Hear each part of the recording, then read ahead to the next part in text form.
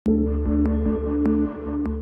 জুলাই ইয়েমেনের ৩টি বন্দর ও একটি বিদ্যুৎ কেন্দ্রে হুতি লক্ষ্যবস্তুতে হামলা চালিয়েছে ইসরায়েল। এ তথ্য নিশ্চিত করেছে ইসরায়েলি সেনাবাহিনী। হামলায় এখন পর্যন্ত কোনো হতাহতের খবর পাওয়া যায়নি। প্রায় ১ মাস পর ইয়েমেনে এটিই প্রথম ইসরায়েলি হামলা। দেশটির সেনাবাহিনী জানিয়েছে হোসেইন, রাস ইসা ও সালিহ বন্দর এবং রাসকান্তি বিদ্যুৎ কেন্দ্রে হামলা চালানো হয়েছে, কারণ হুতিরা বারবার ইসরায়েলের উপর আক্রমণ করছিল। হুতিদের নিয়ন্ত্রিত টিভি চ্যানেল আল মাসিরা জানিয়েছে ইসরায়েলের হোদেইদায় একের পর এক হামলা চালিয়েছে। এর আগে ইসরায়েল হুঁশিয়ারি দিয়েছিল যেন ৩টি বন্দর থেকে লোক সরিয়ে নেওয়া হয়। স্থানীয় বাসিন্দারা রয়টার্সকে জানিয়েছে লোহিত সাগরের তীরবর্তী বন্দর নগরী হোদেইদায় ইসরায়েলি হামলার কারণে প্রধান বিদ্যুৎ কেন্দ্র অচল হয়ে গেছে। এই ঘটনায় পুরো শহর অন্ধকারে ডুবে গেছে।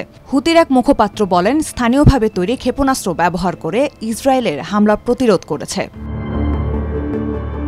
ইসরায়েলি সেনাবাহিনী জানায় ইয়েমেনের রাস ইসা বন্দরে গ্যালাক্সি লিডার নামের একটি জাহাজেও হামলা চালানো হয়েছে। ২০২৩ সালের শেষ দিকে হুতিরা জাহাজটি দখল করেছিল।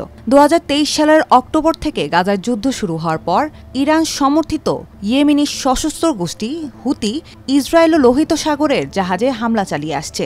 এ কারণে বিশ্ব বাণিজ্যে ব্যাঘাত ঘটছে। হুতি বলছে ফিলিস্তিনিদের উপর সংহতি জানাতেই এসব হামলা করা হয়েছে। এই পরিস্থিতি ইয়েমেন ও লোহিত সাগরকে আরও অস্থির করে তুলেছে। পরিস্থিতি কোন দিকে গড়ায় সেটাই এখন দেখার বিষয়।